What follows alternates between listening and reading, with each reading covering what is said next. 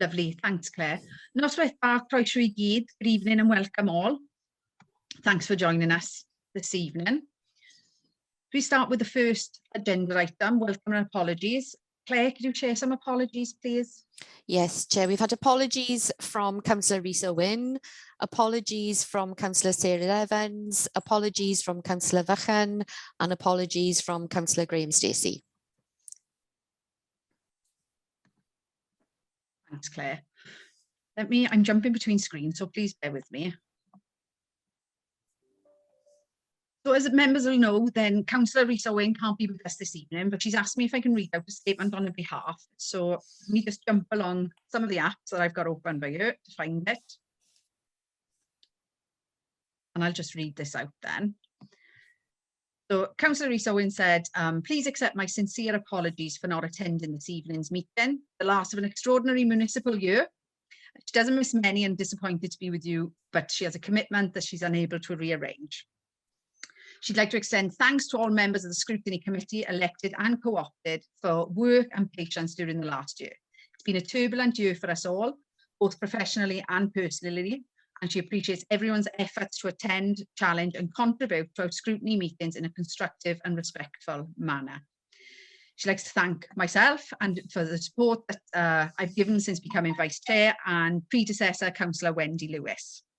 Paul Nichols, Claire Hendy and Christian Hannigan won't thank me for naming them, but I will anyway. Many thanks to you for your constant support and guidance in ensuring that scrutiny meetings could resume as soon as was possible. Diolch yn fawr for the sterling work of our translators who have become part of the team too, and to our directors and officers who have been under immense pressure for the last 12 months to deliver our vital services to the children and young people of Rhondda and Taff with as little disruption as possible. Diolch yn fawr. She looks forward to hopefully picking up where she left off with the AGM and continuing our work. Thanks, Shelley. And then just the other point for note for everyone is just to make members aware that the last item on the agenda has been deferred until after the AGM because of unforeseen circumstances. So we'll bring that back at a more suitable time. Thank you all. Agenda item 2, declaration of interest. Does anybody have any declarations of interest, please?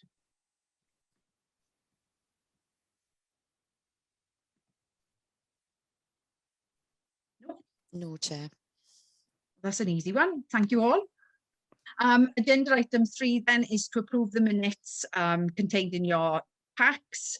You'll notice that there's 2 sets of minutes in there. So can I have a mover, please, and a seconder for the minutes for the meeting dated the 3rd of the 2nd, 21 from pages 5 to 10. Happy to move there. Lovely. Who was that then? Councillor Brenshaw? Yeah. Yeah, and was it? Councillor Walker as well. Councillor Walker, thank you. Thank you both. And then can I have a mover and a seconder for the minutes dated the 24th of the 2nd, 21, pages 11 to 18, please.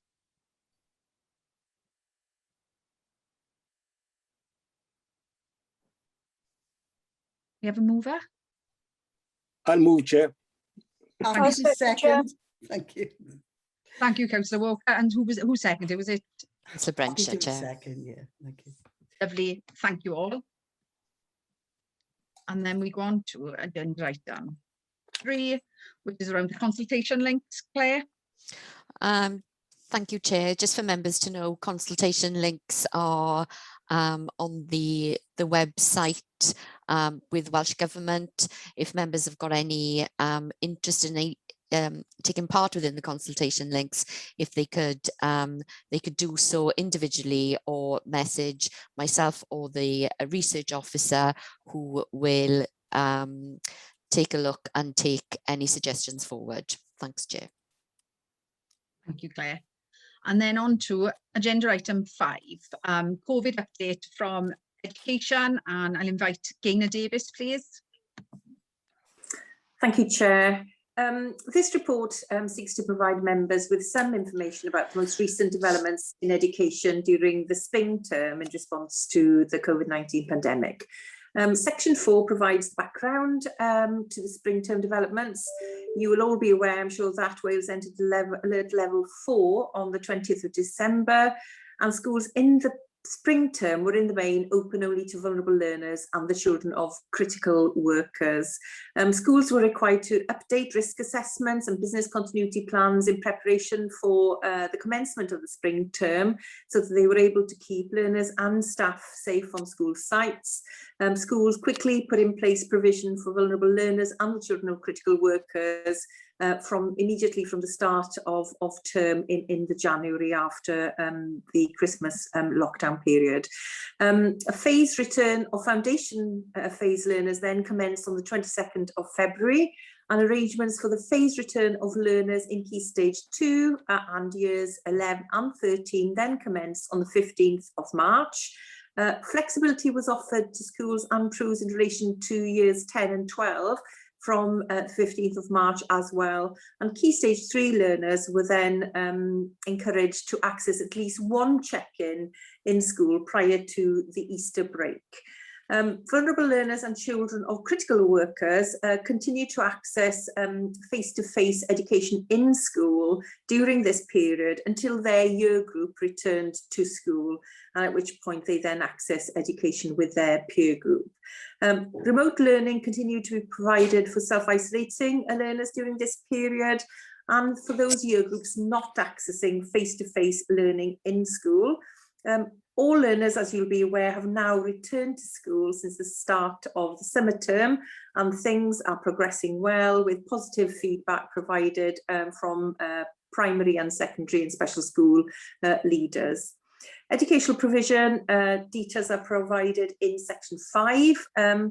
We have been very proactive in providing regular updates to our schools around Welsh Government and Public Health Wales, the guidance and expectations.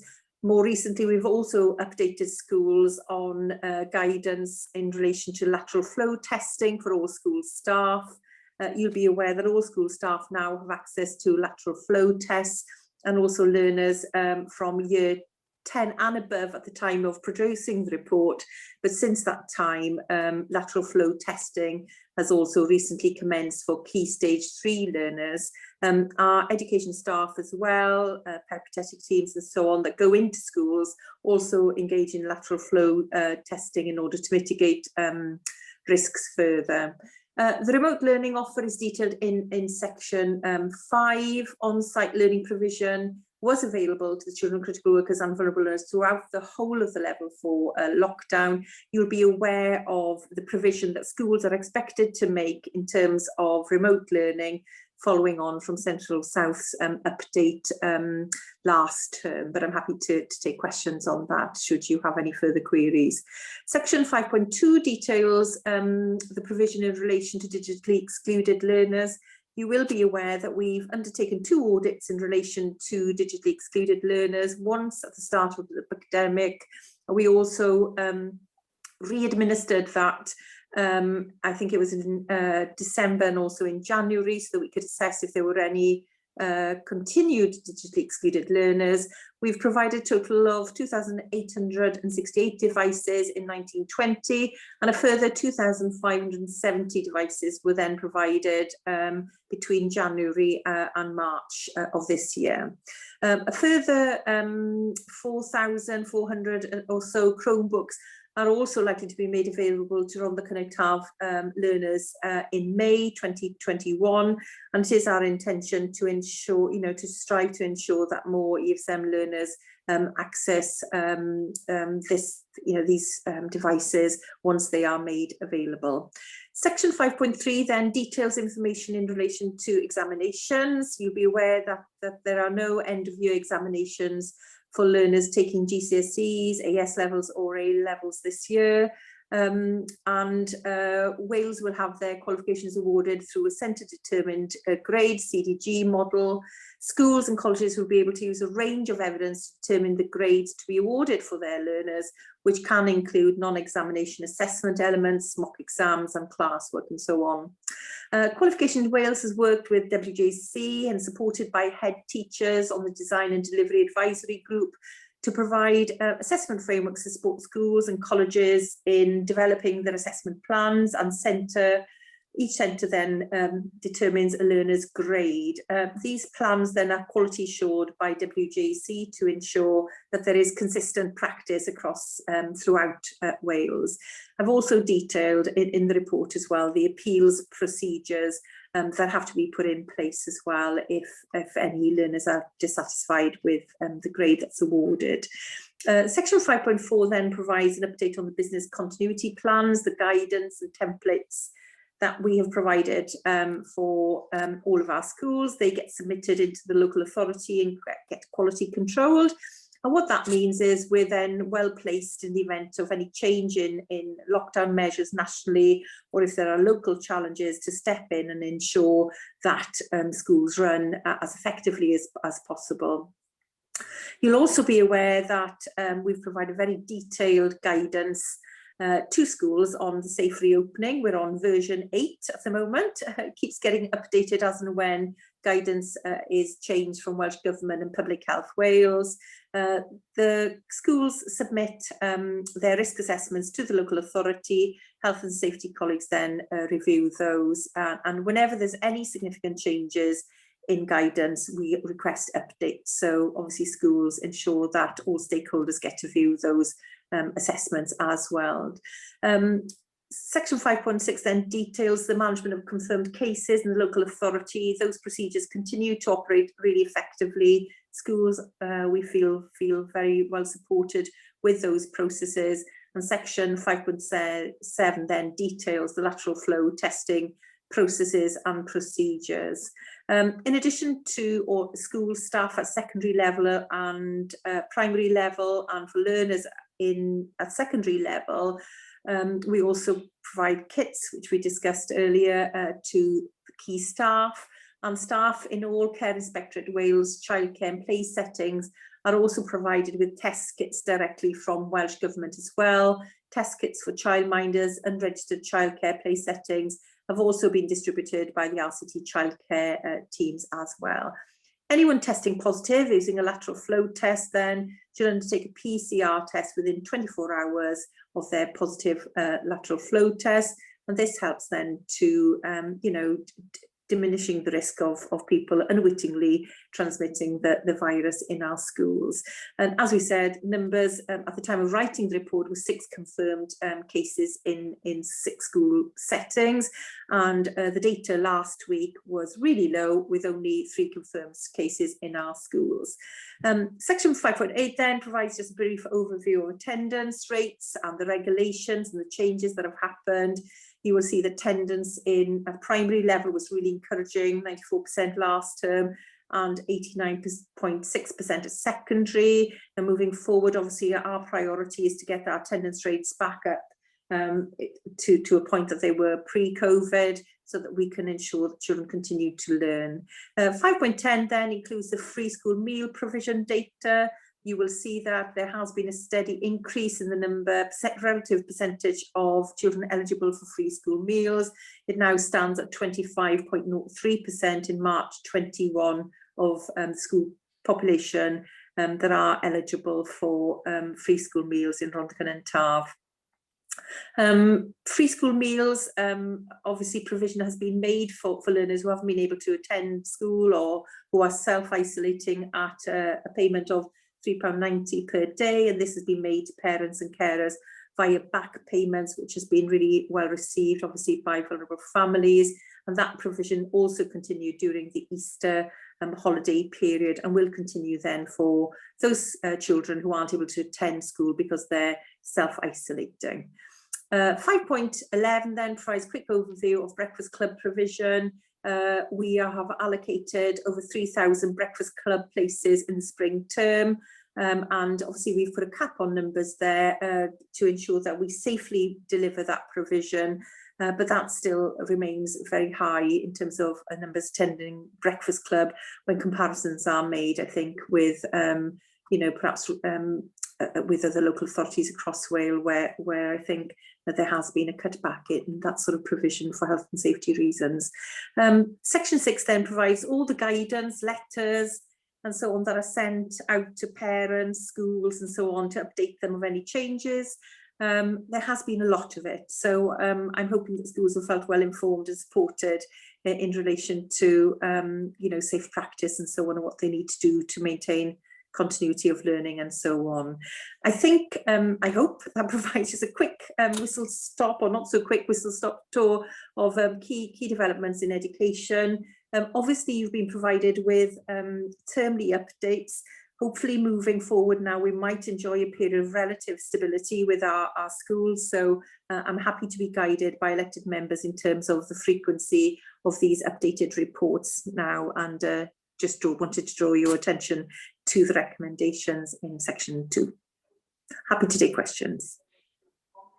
Thank you, Gaynor. Once again, a very comprehensive report. We go to members for questions. So I've got Mr. Fish, please. Thank you, Chair, and thank you, Gaynor, again for a comprehensive update on the situation. A couple of questions, but they're all of the same theme, really, Chair, with your permission. And it picks up very much on one of the last words that Gaynor shared with us there about moving forward. I'm interested in about the moving forward position, but one on the current position.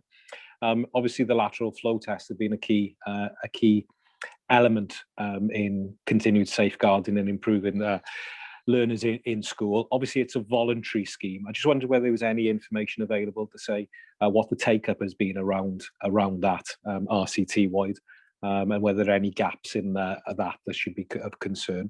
So in the looking forward bit then, I wonder where we are in terms of a recovery plan. What does that look like? If it's not, when are we looking for that to come together? And some sub questions within that then. There was speculation about extended terms and catch up in the summer. I wonder whether there's any further speculation about that. One from a governance point of view, obviously governance is working very effectively remotely, but there's some elements of that really needs to be hands-on in school, and I wonder whether any suggestions about whether we're again looking to the autumn term and we're not looking at anything within the summer term in relation to that. And then possibly just part of the recovery plan, I suppose, it may be a question. I can see Tim is with us this afternoon. It's about assessing progress. Obviously schools, I'm aware, when their own learners have been coming back, they've been assessing where their children are, what lag, if anything, has occurred, and they're putting individual and bespoke plans in at a school and an individual child level. I wondered what the collective picture RCT-wise from a member point of view in terms of that. Thank you, Chair. Thank you, Mr. Fish. Inga? Yes, sorry, Mr. Fish. I didn't quite hear the bit about the autumn term. I've made notes on everything else. Can you just sorry, that was the governance question there, Gaynor, as to whether the speculation was that, they say most things in governance have been effectively happening over Zoom and other tools, but some of it is as a hands-on requirement at school, whether the reality of what governors should be looking for is planning for the autumn rather than this term. Thank you. Thank you. So I'll try and answer your questions. In terms of take-up of LFTs, we haven't been collating that data that I'm aware of. I haven't seen any data in terms of reporting. As you rightly say, it is non-mandatory. Obviously, we've been encouraging our staff and our learners to engage in that process. All data then has to be uploaded, whether the result is negative or positive, on the portal. But that is data I'm sure we could potentially make available to members if that was something that they would be interested in. I'm hoping that data would be possible. If it is possible, then we'd be happy to share that information if it was available. In terms of recovery planning, we have been involved in working with our head teachers to strategically plan and to prepare for the return of learners to school. There is such a lot of flux in the system at the moment, isn't there? So many kind of statutory things that we normally do. I've just been updating the LA school partnership agreement, for example, and that was quite difficult because such a lot of the statutory requirements have been temporarily suspended. because of COVID. So it's really difficult, isn't it, to plan ahead and to think, you know, what will the landscape look like in September? So planning for recovery, you know, against the backdrop of ALN reform, the curriculum reform, you know, when categorisation is being looked at, whilst inspection arrangements are also being looked at, there is such a lot of flux in the system, isn't there? And one of the key things that we've been doing in recent weeks is looking at our self-assessment of our performance during the last academic year and planning for the future. So I think one of the key things that we need to do in the Directorate is set a new vision for you know, what our strategic priorities are going to be for the next, I don't know, 3 years or so that we can plan for the future and prepare for all the reform that's ahead of us. Clearly, you know, the impact of COVID on outcomes is something that is being looked at a school level at the moment. What we don't have, that we've had in the past, of course, as you'll be aware, is the end of key stage phase results, teacher assessment results, and that has been suspended.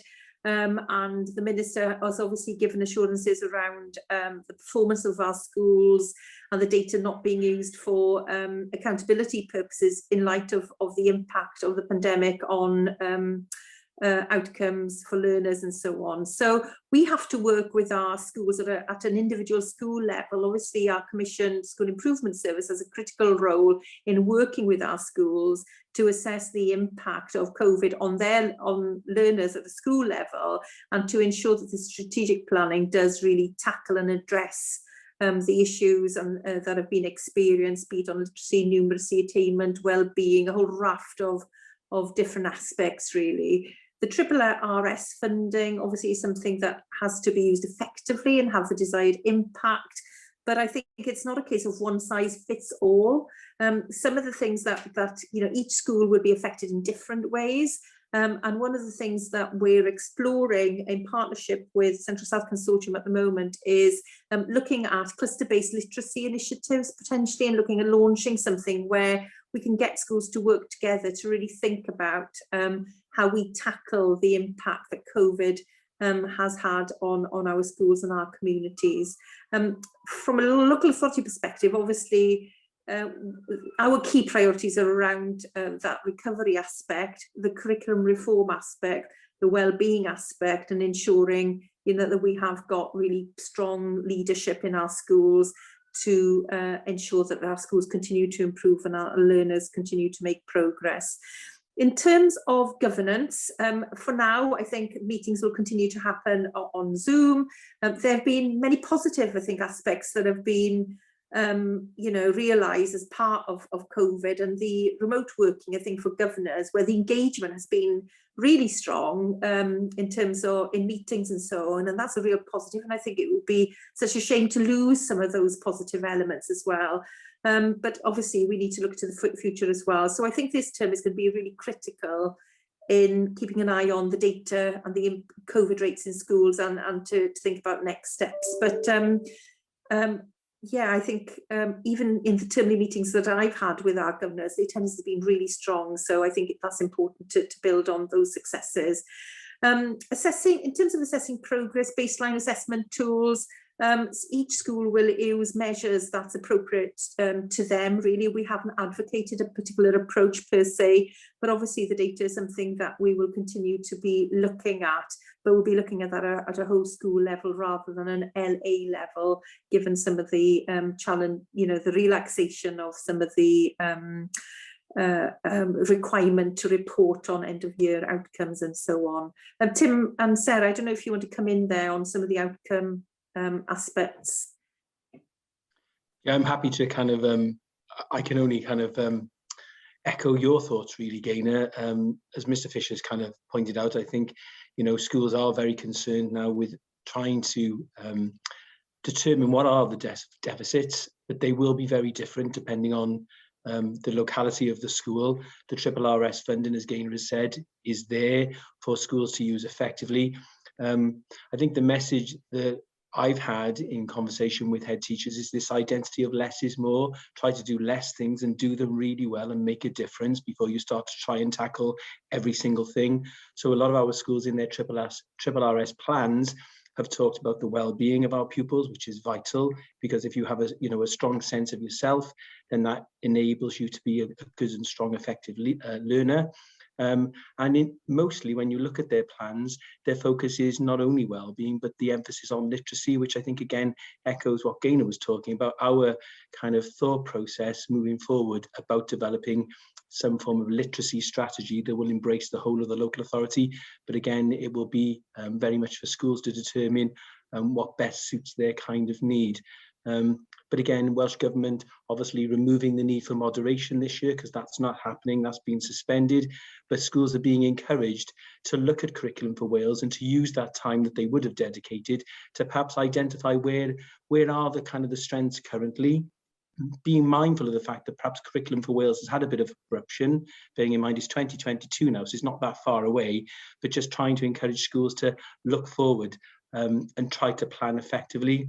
But obviously all of this information from our perspective is being looked at by our improvement partners, and then we generate reports as a consequence of what comes out of their evaluation for improvements. And then it's the kind of conversations that I would have with head teachers as well, and with the senior improvement partner. So I hope that helps.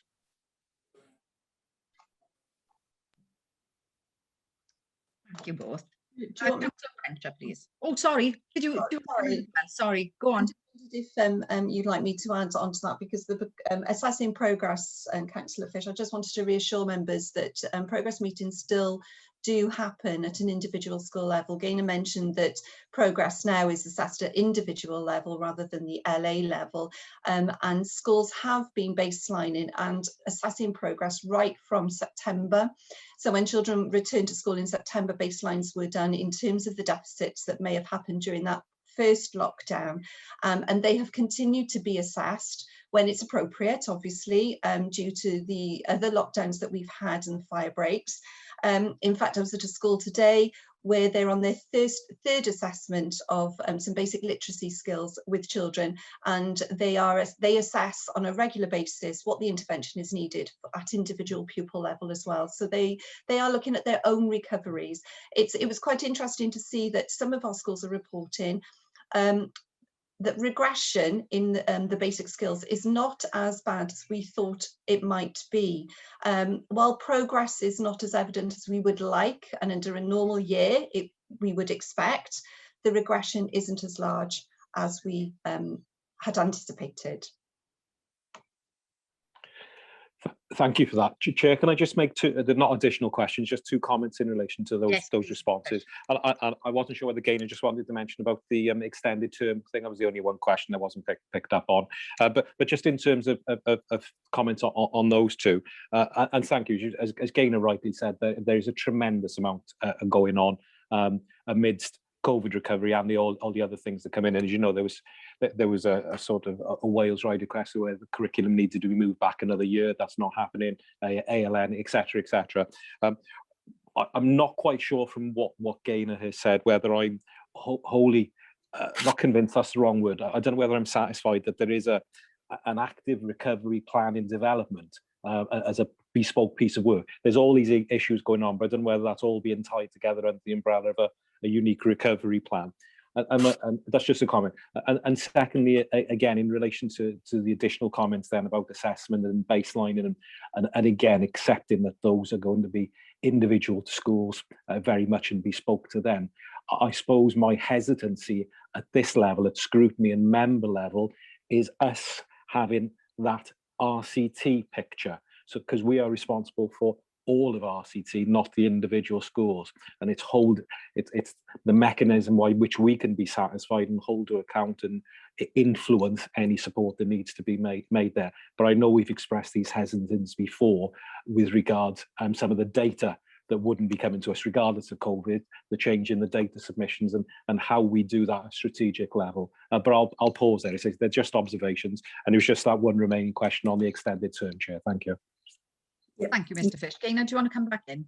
Yes, but apologies, Mr. Fish, I forgot to answer that question. It has been discussed very recently at ADU All Wales level in directors meeting, but it's just a very early discussion. So there's nothing concrete there, as would be expected, I guess. In terms of recovery planning, in terms of our plan in the Education Directorate, obviously our delivery plan for the next academic year will be all about supporting our schools to move forward in a positive way and to recover. So it'll be entirely geared around that. Welsh Government are also working currently, they're not finalised yet, on a national position in terms of supporting the system towards recovery and thinking about how different tiers within the education kind of landscape are all pulling together to support our schools to recover. So we'll be guided obviously by the national agenda in that regard. However, just to reassure you, all of our strategic planning is aimed about recovery, really. So that is something you're looking at. Now, in terms of your role as scrutiny members, it is challenging. I'm a big fan of data.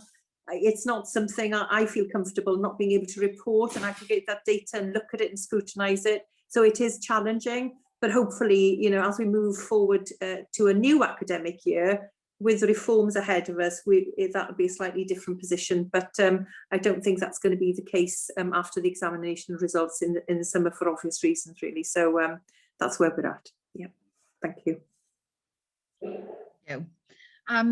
Councillor Brenshaw, please. Thanks. Thank you, Chair. I have to say, Gaynor, you and your team, if I may, have done extraordinary work. And, I say this every time we have a meeting, but I'm never ceased to be impressed by the rapid changes that you've had to deal with and the professionalism and thinking outside the box. Some of my my questions are relating to what Mr. Fish raised and in part have been answered. But if I may, Chair, I just want to drill down. First one is 5.3 on moderation. I know that internal moderation is something that goes on with schools all the time, but I'm a little bit anxious about Year 6 moderation, where pupils will be going into their secondary schools in September. And I think secondary schools would be very grateful for some moderation. And I'm sure that's continuing, but obviously that must have been disrupted. So, what is, for example, a level in one school, so we can make sure that there's that uniformity of approach. The second thing was, and again, this is something I'm concerned about, is we've got such a diverse type of buildings across the authority. We've got some brand new buildings, we've got some very, very old ones, and I keep mentioning it, don't I, Gaynor? I've got a bit of a thing about it.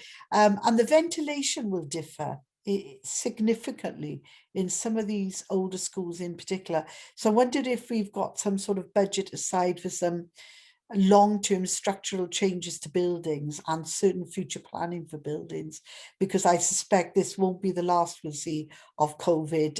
So we have to see this as a planning thing. And the strategic planning for how we address this, if I could just use the Swedish model. In Sweden, they've actually reduced the amount of time children spend in formal education situations, and there is evidence that performance and mental and well-being is better as a consequence.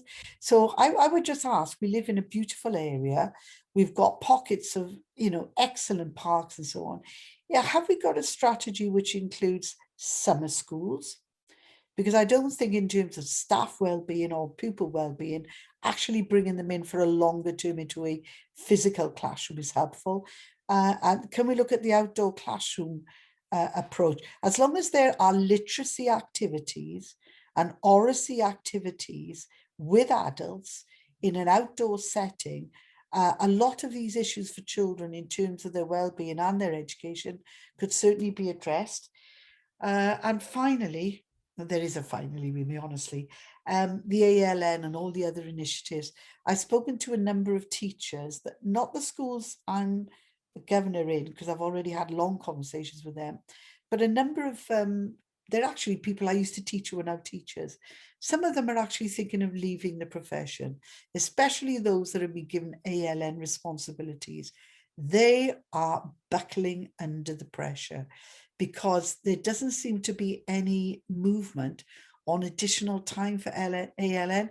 And some of them individually don't have the support from schools in terms of time or status to push these huge changes forward. So I'm genuinely concerned that we may lose, and I know of a couple of situations where we may lose some real quality teachers because they just can't, they realize they're almost in an they're asking staff to make dramatic changes in schools when those staff are already at extraordinary pressure themselves. So I think the ALN scenario is going to come back and bite us if you're not careful. Sorry, guys, there was a few things there, but they are related to what Mr. Fish was just discussing as well. Thank you, Gaynor. Okay, so rather than listening to me answer every single question, I think I'm going to defer some of those to my my wonderful colleagues on SLT to answer. But I'll pick up on the ALN one first, if I may.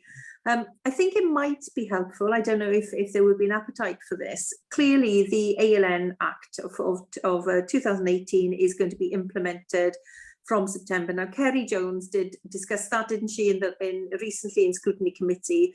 But there's huge transformation ahead, isn't there? The new code of practice, the new ALN code of practice has been issued now, and it might be helpful if we get the transformational lead for ALN to come to a future meeting, so that just provide an overview of the changes that are ahead and what we're doing regionally to promote that agenda. But there is a real shift, I think, a real movement away from looking at meeting the needs of children with additional learning needs outside of the classroom, and enhancing the skill and expertise of all teachers to meet the needs of learners with diverse skills, abilities, and so on. So it will be everybody's business, it is anyway in any event, but I think there'll be more focus on every teacher being a skilled practitioner of children with additional learning needs, so that we can really promote the inclusion agenda. That's not to say, of course, that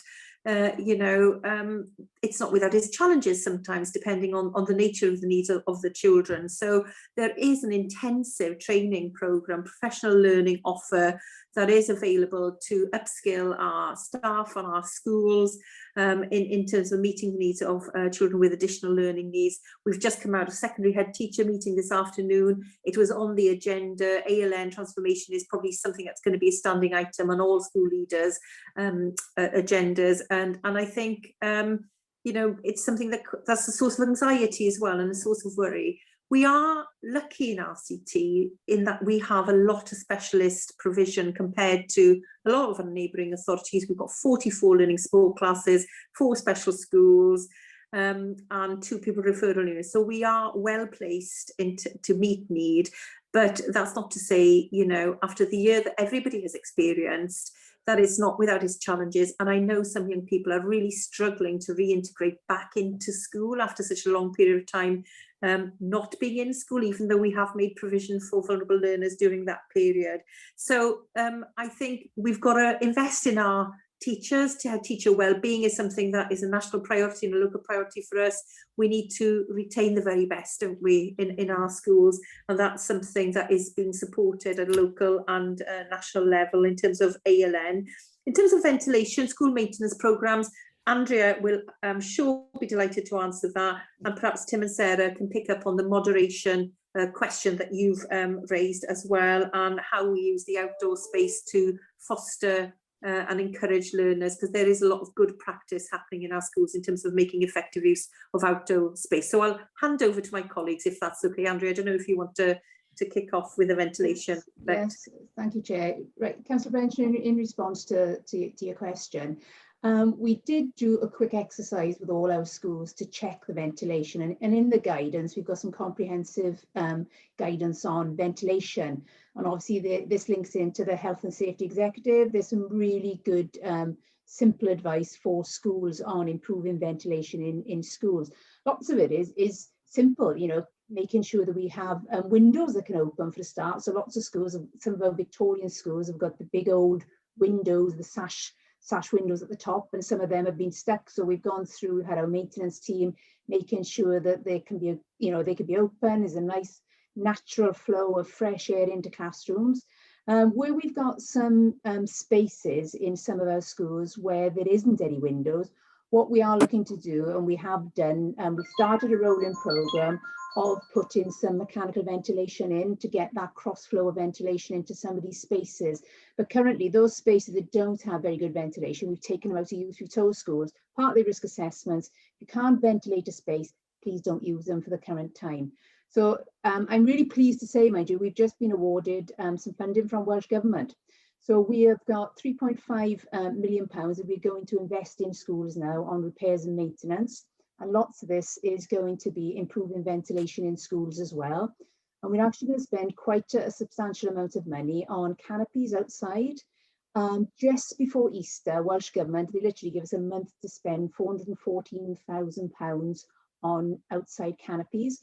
We managed to spend that money, and we have put lots of canopies, external canopy spaces for our primary sector, and they've gone down really well. And this week now, you know, we've had some really good weather over the last few days. Children have been out playing, and they have been in the classroom outside. So they have created that outdoor classroom in these lovely spaces, and it will develop and move forward on that. But we are looking to spend a lot more money on these external canopies, as you said, to create outdoor teaching and learning spaces that will be used now all year round. So there's lots of work being undertaken, and you are quite right. Some of our schools, they will struggle, but we have supported those currently, and we are looking to do further improvements on them.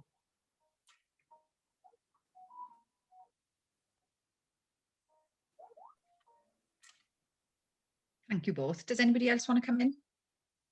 Okay, shall I speak now, Gaynor? Is that okay? Thank you, Chair. Is that okay, Chair? Yes, thank you. Okay, thanks, Councillor Brencher. So interesting questions. I hope I can kind of provide you with some kind of overview that'll have a sense of clarity.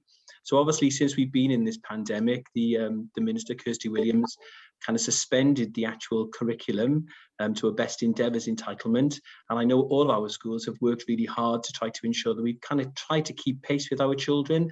Obviously, moderation for this year was a point of anxiety for staff, because this feeling of sometimes, you know, you come to moderation with your collection of evidence. So there was a decision by Welsh Government that it would be suspended, but that time then should be used for purpose, to look for how best to look forward for Curriculum for Wales. But I am very, very confident that all our schools have very clear tracking systems for all their pupils. Plus, they also have access to the adaptive online assessments for literacy and numeracy. So we still have an expectation that our pupils will, by the time they get to the end of year 6, you'll have clarity about where they are in their journey, because it's a journey, isn't it? You know, and the job then of the high school is to take them on the next stage of their journey. So again, my expectation would be that although moderation has been suspended, our clusters would be using that time to liaise with our secondary schools to make sure that there is that transfer of information, so that when our students go then into their next stage of their journey, the secondary colleagues will take them on the next steps. But obviously being mindful of, I mean, Sarah said, you know, in some respects, some children haven't regressed as significantly as was expected, but some will have. So I think it's all about making sure then that those pupils are given the right balance of educational provision in respect of the lessons that they're provided with, so that they don't feel frustrated and that they're able to carry on in their educational journey. So I think that's the expectation for this year. But like I said, I know all of our schools do have effective tracking systems, and they use those effectively within their school settings. And in respect of the forest schools and the outdoor environment, we have lovely spaces in some of our schools. But I think since schools have gone back, they've actively tried to sort of see whether there were more opportunities to have children engaging in work outside where appropriate. And again, that is something that we've tried to encourage our schools to do. I mean, Andrew's quite right. Now we've got an investment in installing shelters, so there'll be even more opportunities. But some of our schools have really effective forest schools and forest schools programs. And so hopefully what we would try to do then is encourage all of our schools to share good practice and look for as many opportunities as we possibly can to see education in the round and not silo it into just this bit, and this bit. So I hope that helps. Yeah. Is it okay, Chair, if I? Go on. Yeah, very briefly. Thanks, Tim. That I think that really does reassure me, and I do like the idea of the shelters, and you obviously had to work very rapidly on that. I'm reassured by what I've heard. In terms of the strategic plan to help children catch up, if you like, I am personally against the idea of extended periods of time within the classroom in a formal setting. I have to say, I'm not quite sure on the well-being of the teachers, but nor am I sure about the impact on the children in terms of outcomes. But I just wondered whether we would consider funding summer schools in some of our park areas or so on, really thinking outside the box on this one. So instead of a school being, you know, some schools are very, very well served, others are clearly not. So if we could sort of step back as an authority and look at a way of providing a summer school, much as they do in America and Canada, and look at a way of, you know, addressing issues in that way. I just wonder if that could be part of the strategic thinking. It may already be. Thanks. That's not something actually we're building into our delivery planning, but what we are planning at the moment is an extensive SHEP program, school holiday enrichment program. So we're extending that to include more schools. So we have nominated, I think, was it 13 or 14 potentially that will be delivering a summer program, which is all because it's not just about outcomes, it's also about the well-being of the child, as you've all rightly highlighted, and bringing children together for outdoor play, cooking together, and just really creative opportunities for young children to be really meaningfully engaged during the unstructured holiday period. So that is being planned currently, and we're doing the planning earlier than previously, actually, just because I think capacity in the system to get staff to run those programs might be an issue this year round, because it's been a tough year. So we are looking to get, you know, graduates, young people who are available, because obviously, you know, 18 to 25-year-olds have been really adversely affected as well by the pandemic in terms of work opportunities and so on. So we are planning that. One of our team members, Non Morgan, is actively involved in developing that plan in partnership with some of the teams that Paul has responsibility for as well. So hopefully we'll have an exciting programme planned for the summer. Thank you. As long as all schools benefit, I really am enthusiastic about that. Thank you, Councillor Fisher. And Councillor Griffiths. Councillor Griffiths, please. Thank you, Chair. I've got two questions. One is regarding those children that are in the TIE Centre. I understand that our children who might have been in school for a couple of days a week and in the TIE Centre for a couple of days a week are only able to go to one centre. So I know with my local school, there's, I think, 4 children who are full-time in the TIE Centre at the moment. I'm wondering what plans there are for them to be reintegrated into school. My second question refers back to the need for this scrutiny committee to scrutinise and to have something to scrutinise. So you've had questions from both Mr. Fish and Councillor Brenshaw about progress that children, we hope, will be making. And it seems to me that, yes, we know that the schools have got good systems for assessing their individual children, but we need actually to have something that gives an overall RCT view on what is happening in the schools. And again, although we understand that there are not any going to be national statistics, I would have thought that it was quite possible for us to actually create some sort of overall questionnaire for schools who, if they do know what's going on, will be able to tell us how children are progressing, so that those who were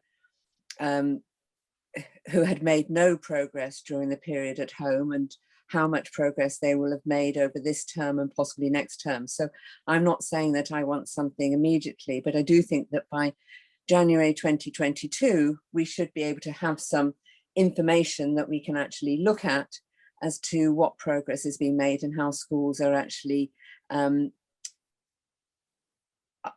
working with our children to for them to catch up.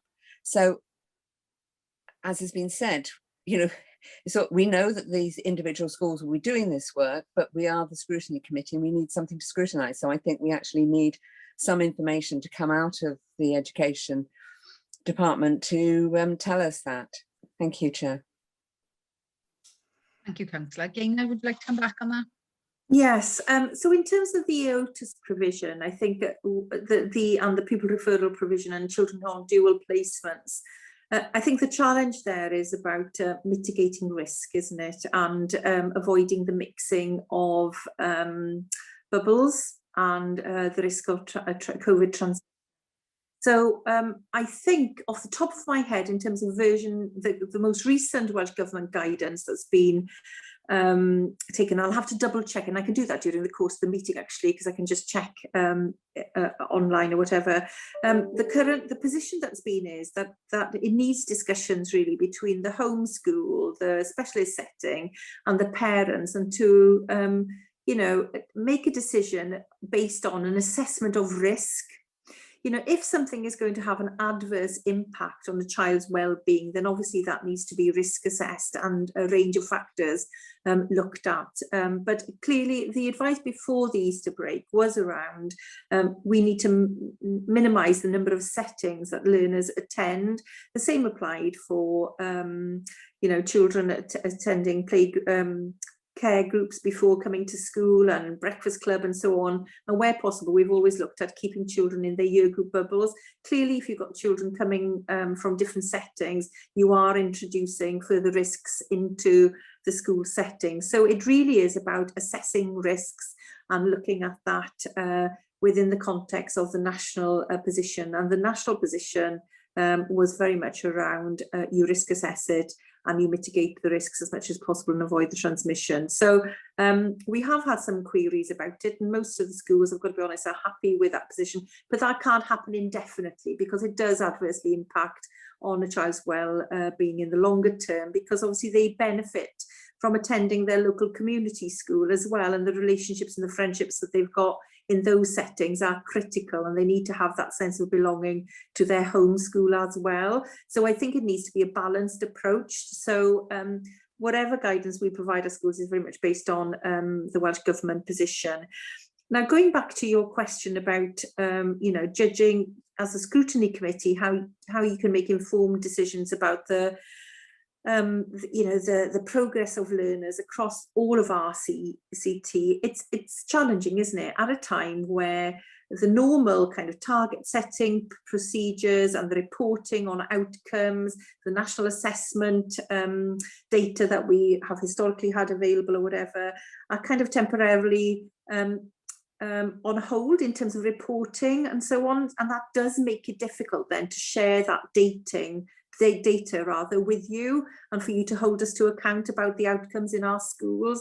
But clearly that can't happen in the continue in the longer term, because that accountability needs to be there as well. So you know, it's difficult at this juncture to predict what will happen on a national level in relation to some of those measures, but they are temporarily suspended at this point in time. And of course, different schools are adopting different assessment tools and measures, so you haven't got the consistency of approach in the system as well. And aggregating the data up and then publishing it and sharing it is not something that we can do at present. But that's not to say that that will continue for the next academic year, because I'm sure Welsh Government will be very cognizant of the need for, you know, bodies such as yourself to hold local authorities to account, and you know, for Estyn as well, I guess. You know, we do need to know the impact of COVID on outcomes for learners. So that's the position that we're in at the moment. Obviously, as more information comes through in terms of national expectations, we'll be able to review and reconsider. And obviously, I'm sure this will be something that gets discussed in in all of our committee meetings moving forward. But there's no easy answer, I'm sorry, at present. Thank you, Gaynor. Councillor Walker, please. Thank you, Chair. I think my hand dropped off earlier on because I had some very good questions, but Mr. Fish pinched them all again. He's always doing it, Chair. He's always pinching my questions. You've got to be quicker, Councillor Walker. You've got to be quicker, but I think my hand just fell off. Anyway, I'd just like to say, I've never been on the Christmas card list for the Education Department, but I hope this year I may make it. Because I'd just like to say, and Councillor Brenshaw alluded to it, the amount of work that's gone into the director and all the staff, teachers, caretakers, cleaners in schools, all this sort of thing is absolutely amazing. And I just like to say sometimes that they don't get the recognition that they deserve. And I'll put my address on the end so I can have my Christmas card sent to me. No, thank you very much. And Mr. Fish, don't ask my questions anymore. Thank you. Thank you, Councillor Walker. Tim, did you want to come back in and add anything? I did. I was going to, if it's okay, I was going to paste something into the chat box, which is a document which I think scrutiny would really benefit from having a look at. It's called the School Improvement Guidance Framework for Evaluation, Improvement and Accountability. So it gives an overview now about what the processes are going to look like moving forward. It's, you know, it's a very helpful document. So is it okay if I paste the link into the chat bar? Would that be okay for members? Could we send it to Claire and send it out to the minutes? Is that okay? Yeah, that's fine. If you want me to do that, that's fine. Yes, that's no thank problem. you. Is that okay? Thank you. Yes, thank you very much. That'd be really helpful. Okay, Thank thanks you, a lot. Thank you. Mr. Patterson, please. Thanks, Chair. I just wanted to come back on a point that was just discussed, but I'm just seeking clarification. As a member of the Tie Centre governing body mechanism, we do have some concerns around the dual placement aspect and the truly important nature of the approach taken by Tie Centre and the mainstream school. I just wanted to seek clarity that we do have a way forward, and it isn't just an open-ended. And I understand the national guidance perspective, but are the risk assessments in place on a school by school or an individual basis? I understand the mainstreams are probably happy. Sometimes they're quite happy they don't have that particular people there because they need that extra help and support and love and nurturing. But you know, I'm thinking from the children's perspective, it isn't just about their friendship group; it's about their educational progression, etc. And the important nature of the approach that RCT rightly takes in terms of Tie Centre is a temporary arrangement with a view to get them back into mainstream fully for 5 days a week, and then they flourish after they get the things they need. It's just the clarity that we do we have those risk assessments, do we have a process, and do we have a plan there? Thank you, Chair.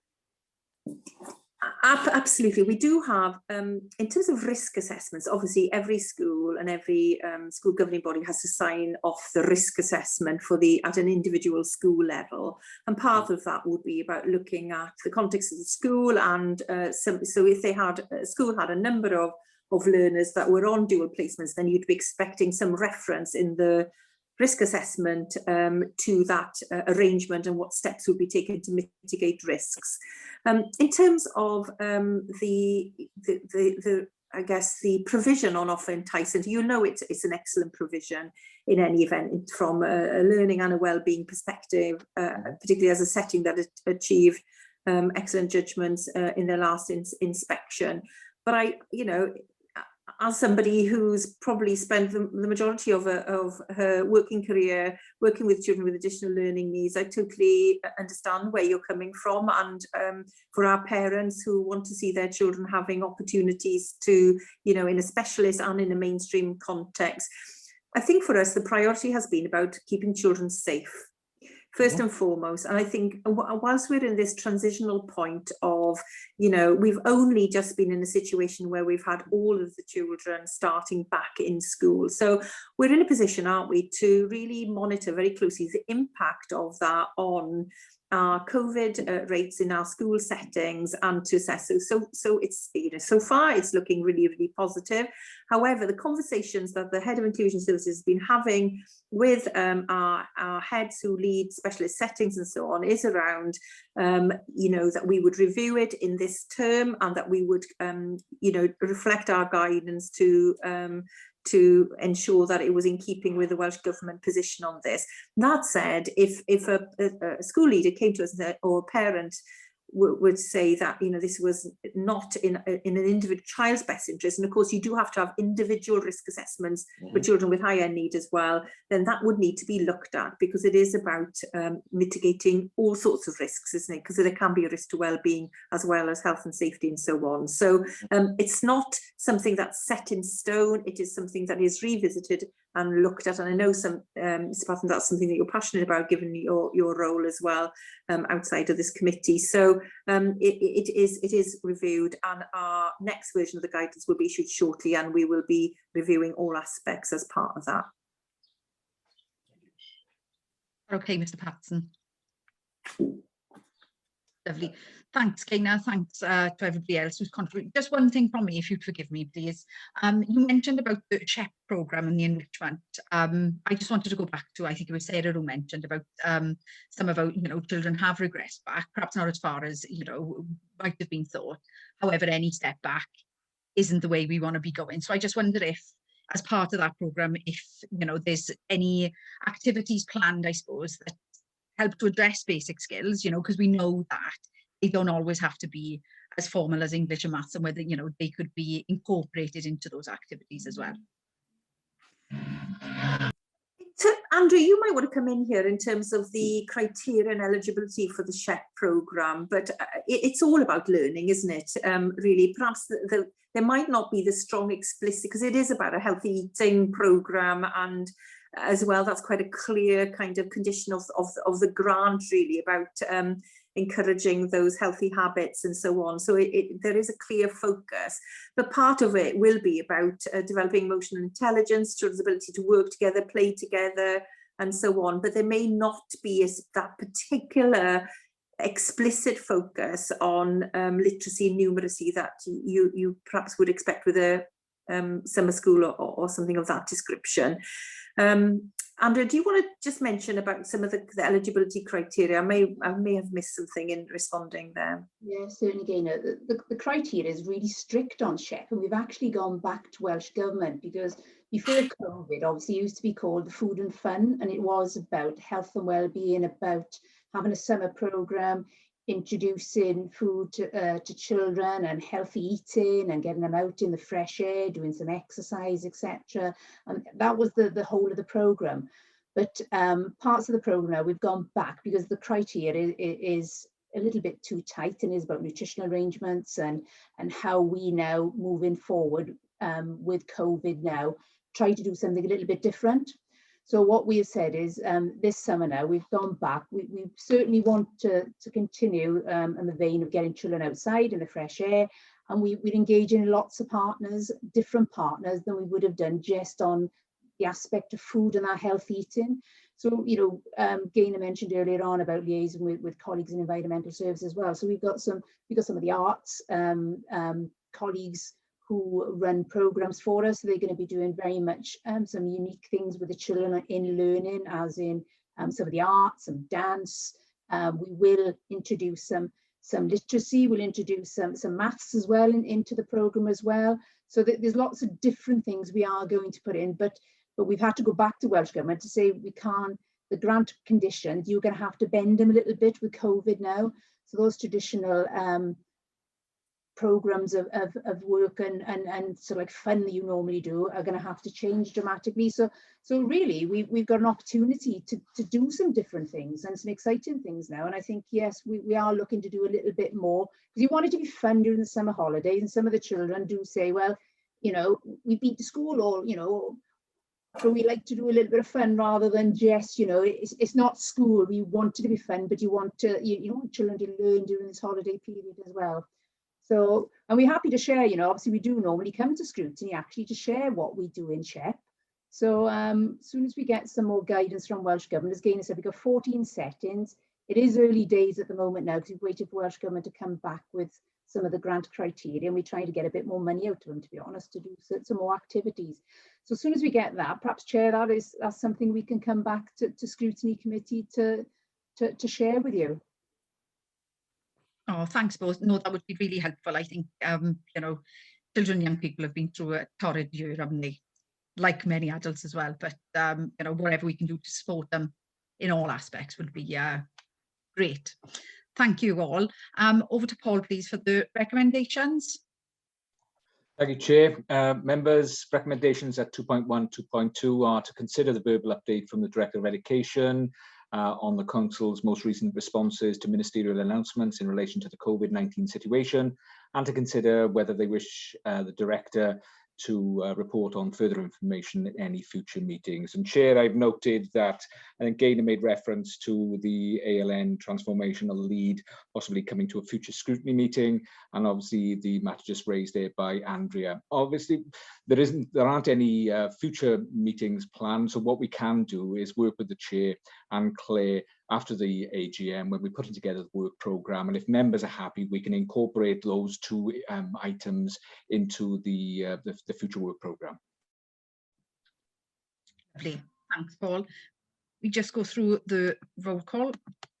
So, Councillor Brenshaw, please. I support the recommendations, thank you. Councillor Calvert. Support the recommendation, please. Thank you. Councillor De Wet. Agree, Chair. Thank you. Councillor Griffiths. Agree, Chair. Councillor Morgan's a sent their apologies. And Councillor Owen-Jones is in here. Or the two Councillor Powells. Councillor Walker, please.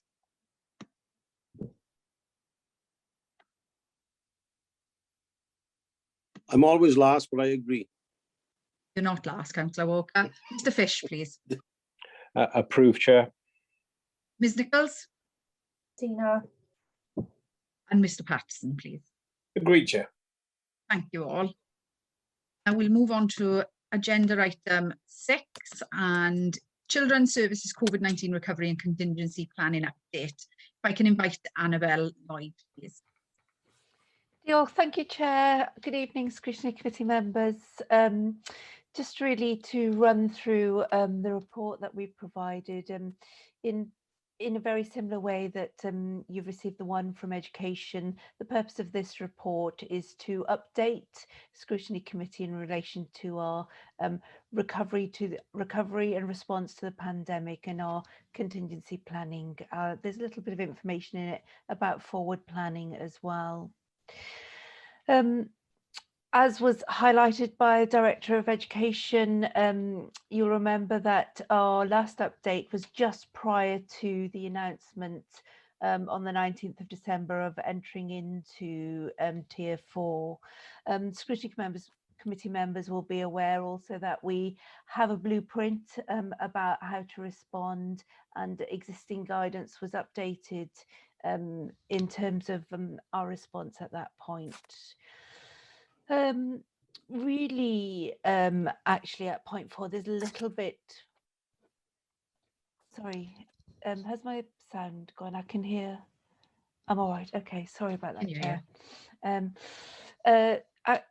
At point 4, we've included a little bit more detail about that response, and really even having had updates from management at meetings since writing the report. What I can update Scrutiny Committee members is that to all intents and purposes now we are at this point in time back to business as usual, subject to 2 continuing changes, and that is mainly working from home, although there is some safe office space being made available to those staff who need it in certain circumstances, and also our work with the public is risk assessed in terms of appropriate use of PPE, but a great deal of face-to-face work has now recommenced safely. What we've included at point 5 is some of the performance data there against a 12-month comparison to give you some sense of where we're at in terms of demand and response as well. I've talked to scrutiny committee members before about how the circumstances of the pandemic sadly lead us to predict increased demand. Although what I have to say is that there is some uncertainty to the extent of which that will impact statutory services, but we are already seeing increased demand both in prevention in terms of a resilient family service and at the statutory level, and that's standing currently at a 10% increase in demand, and we'll be keeping an eye to that. In terms of child protection registration, so this is numbers of children whose names have been newly added. There's a 1% decrease there and an 8% decrease, but overall a picture of stability if you look at that line graph.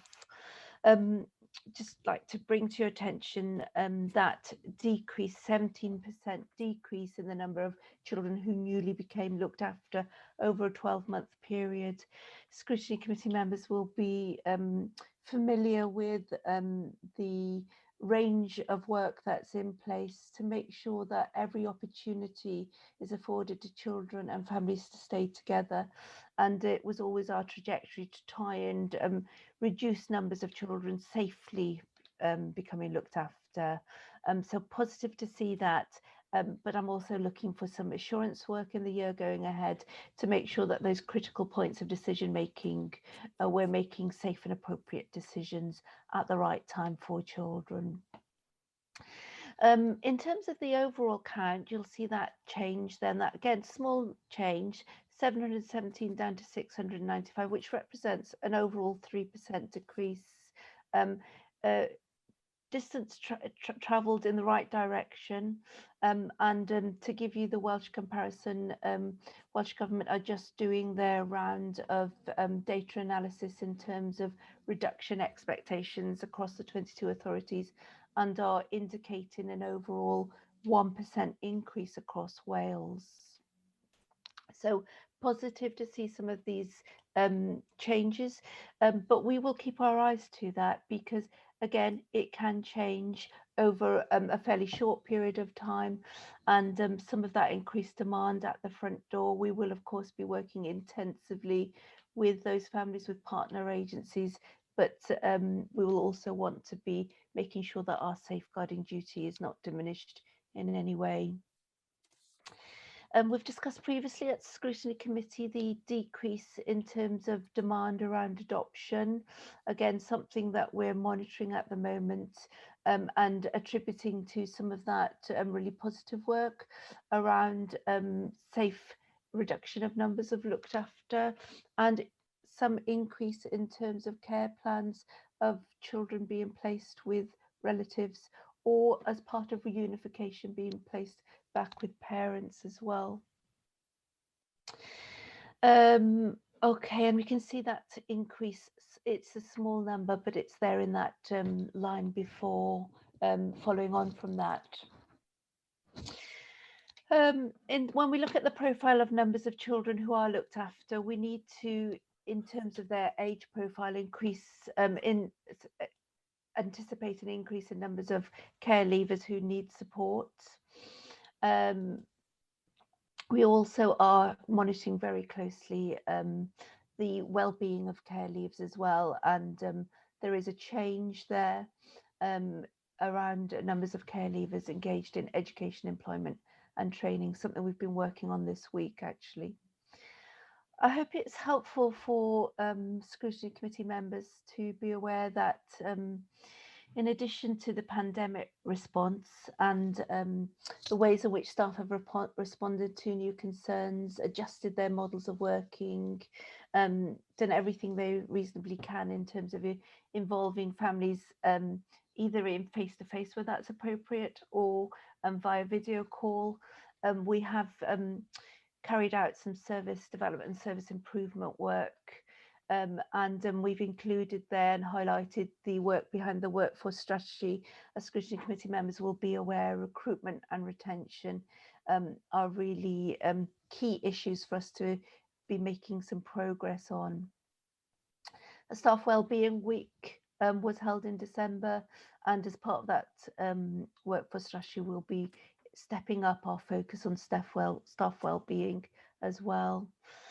Scrutiny Committee members will be aware from prior reports that we are working through our action plans in respect of CIW's reports in relation to the Disabled Children's Team and 16 Plus as well. And we've highlighted also some of the work that we've been doing around our looked after strategy, really to update that since it was first set a few years ago. And the Institute of Public Care at Oxford Brookes University have been supporting that work. I would be happy to answer questions and bring forward reports in relationship to what that means in terms of service delivery. So a little bit of a balance there between our pandemic response, recovery and forward looking. Hoping it's a helpful report. I'm very happy to answer Scrutiny Committee members' questions. Thank you, Annabelle. Very informative again. Members, is there any question? Yes, Councillor Brencher, please. There's a surprise, Chair. Sorry. It's just one actually. On 4.7, I wonder if you could just clarify what's meant there, because that worried me a little. Children's Services have terminated a commissioned external resource to increase the social work capacity is the critical question there. And it says it's had a significant impact on service provision there. So I just wondered if you could clarify that, Annabella, because that when I thought I didn't quite understand the implication of that one. And then in 5, how are we doing? It's just something that I was confused by. If there's a 1% decrease in new child protection registration, but we've got a dramatic increase in domestic violence evidence, I find that like a strange, you know, how clearly if the children are in an abusive environment, then one would assume that they're at greater risk. I just wonder if you could explain that one to me. So thank you. Thanks, Councillor Brencher. Yeah, in relation to the additional capacity, during the early autumn months, when we had our most intense recruitment and retention challenges and a level of vacancy that really became very challenging, we tried to work with the council's agency supplier to identify a qualified social worker. That didn't return the capacity that we required at that time.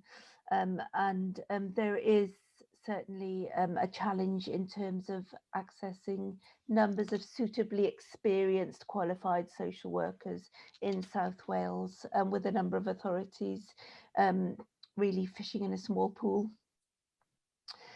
So at that point, it's not something that the council has done previously. We made inquiries with providers who can provide capacity through, rather than just 1, 2 agency social workers, a number of social workers, and in this case it was a team, so it was a team manager and 5 social workers. A great deal of quality checks were carried out, and interviews of the provider, and a really clear contract was set up, because there was that uncertainty in terms of not having tested this approach in the past, but needing to add capacity. That came online in December, and initially there were really positive results. Feedback from staff was very encouraging in terms of them feeling that we'd recognise the issues around caseload size and we're acting appropriately to provide some support for them. The initial couple of months went well. There were some initial teething issues around process that we met with very regularly. Staff worked very hard actually to resolve those. Over time, it became evident that the provider could not continue to provide stable, good quality social work. There were changes of social work. There were continuing quality issues. When the provider couldn't reasonably address our concerns about those, we were not satisfied that families were getting the service they required. We've ended that contract. So I want to recognise that that has meant a number of cases have come back into the service, and staff have really stepped up to that and recognised how important it is that families get the service, the quality of service they receive. So they had a period of time during which they were able to catch up on a number of areas of business and felt able to do that. So really positive that we've been able to do that. But we still have a recruitment challenge, and there will be further work ahead in relation to that. There was a second point, sorry, around child protection registration and domestic abuse. I think so. What we've seen is a 10% increase in demand at the front door. That's noticeable. And a theme within that, you're right, is complex domestic abuse. Families that quite often will trigger child protection inquiries. Your indication is right in that. When I looked at the performance data, there was around a 10% of those new contacts will lead to child protection inquiries.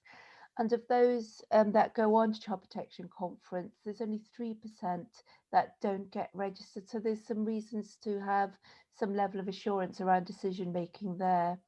The fact that you're not seeing changes on the child protection register yet is not conclusive necessarily in itself. And many of those families will be offered care and support services. And if through the provision of those services, we can reduce risk in other ways via the intervention of care and support plan, child protection registration won't necessarily be required. So changes in the child protection register won't always be the indicator that you look to, but you're right, we'll need to keep an eye to that in terms of demand at the front door. Oh, thank you, Annabelle. Councillor Calvert, please.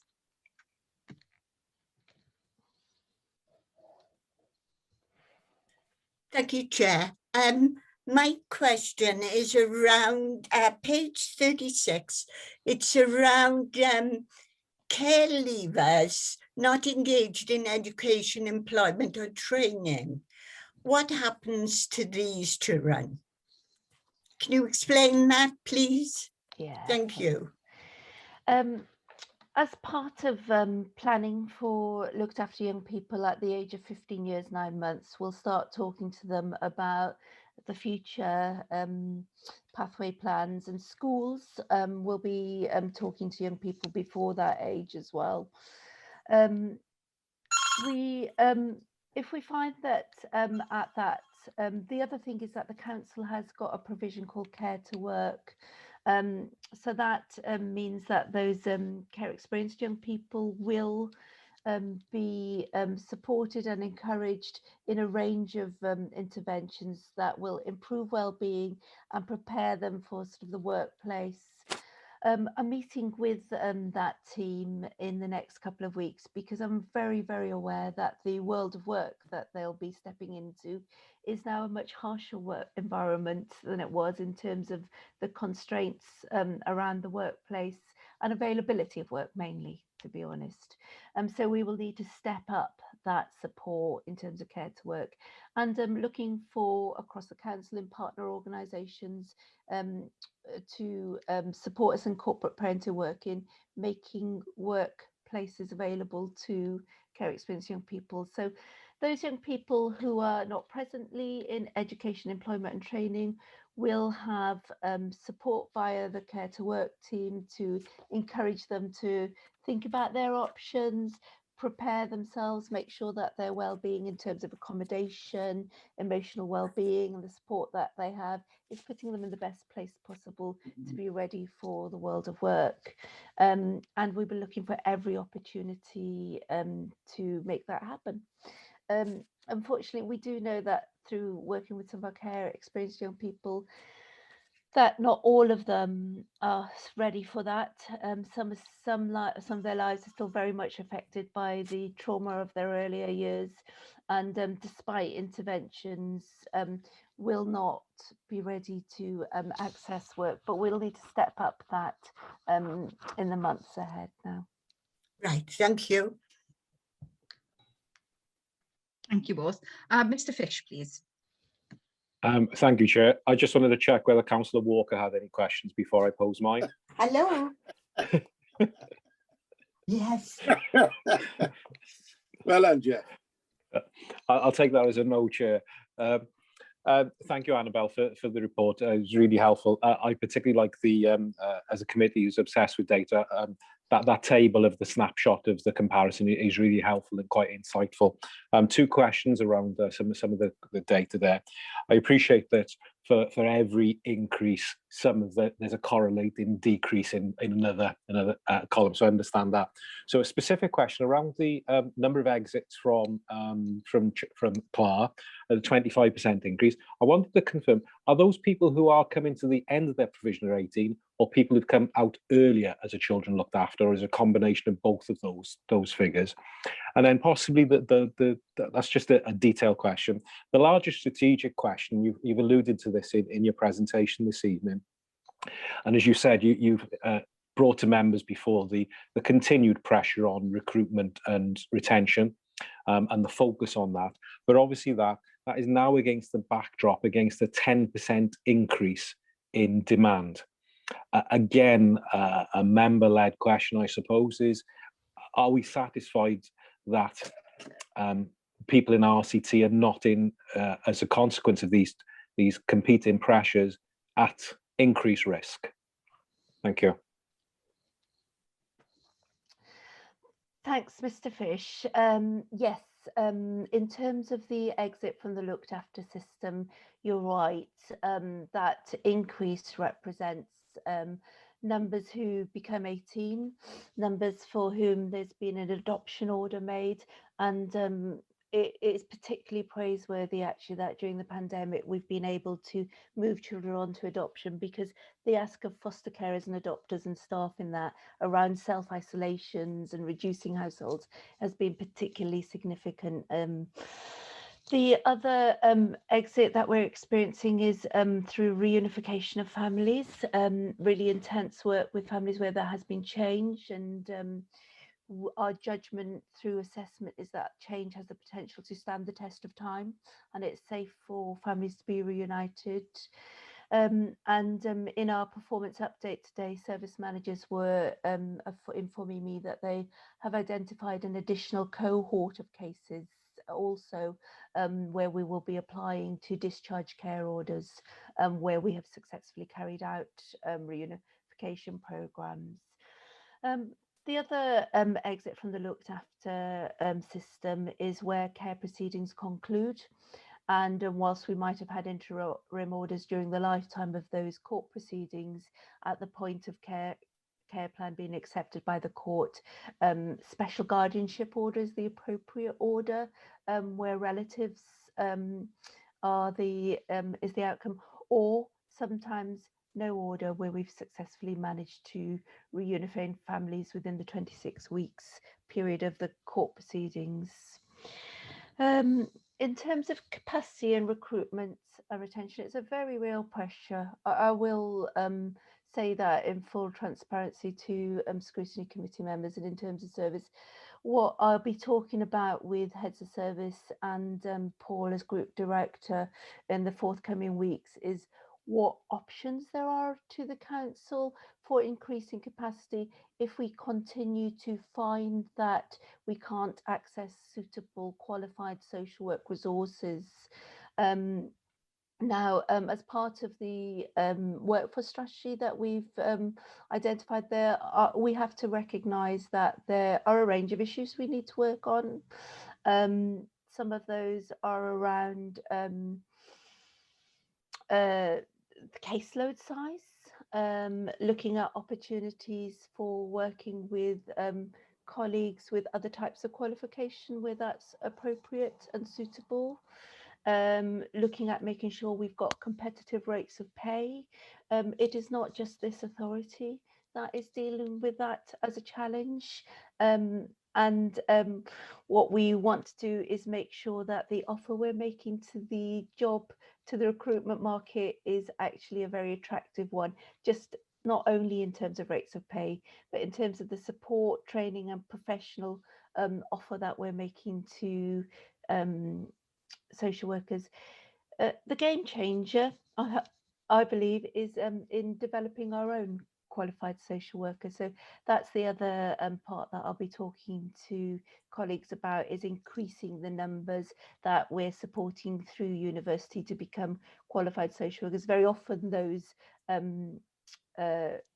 candidates are good investors from the community and long stayers, and that's the value base that I'm looking for in terms of the workforce, that they are bringing qualities around investment in and intrinsically interested in the service we provide to the community above and beyond their professional qualifications. So there's a range of things that will be in track, but I have really indicated to Paul that we'll need to be looking at our options to make sure that we can continue to provide the safest possible service. The other thing is that this is the time of year when social work students on the degree and master's course qualify. So we're also reaching out to universities and those students who we've supported with placements in Rhondda and Taf. Thank you, Annabelle. Paul, would you like to come in and add anything?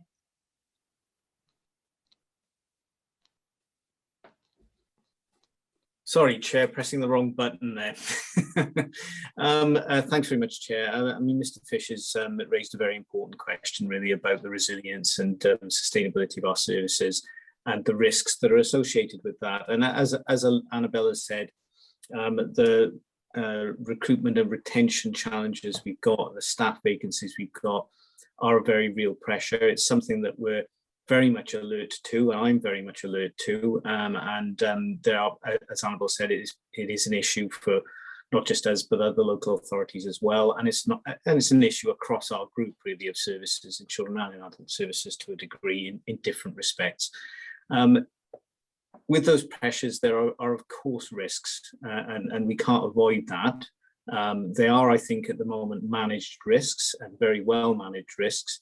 But the pressure on our staff, particularly in the circumstances that we've just come out of, is not sustainable in the long term. So we are very actively working with colleagues in human resources. We're looking at the many factors that Annabelle's highlighted in terms of recruitment and retention, in terms of what is an attractive role, what is a manageable caseload, what is appropriate remuneration, and so on to retain people, and also about the quality and support of those roles as well.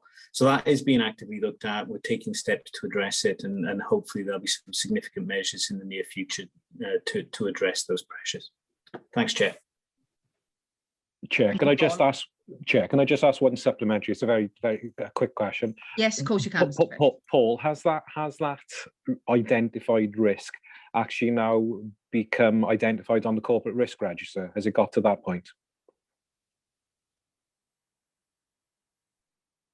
It's not an identified risk on the corporate risk register, but it's certainly something that I'm very much aware of, as a group are very much aware of, and it is being discussed at our senior leadership team. So, but not at the point of being identified as a corporate risk register risk. Okay. Thank you, Chair. Thank you all. If we go over to Paul, please, for recommendations. Thank you, Chair. Members, at point 2 of the report, recommendations are to acknowledge the information contained within the report and to scrutinise and comment on the information provided. And Chair, as there do not appear to be any additions to the report's recommendation, Chair, provided members are happy to move and second this particular item, you can forego the roll call on this occasion. Thank you very much. That will mean Councillor Walker isn't last. Can I have a mover and a seconder, please? I'm happy to move, Chair. Thank you, Councillor Brenter. Seconder? I second, Chair. Thank you, Councillor Devet. Sorry, I'm giggling because I can see Councillor Walker was desperately trying to get it off mute. It's happening. Sorry. Thank you all.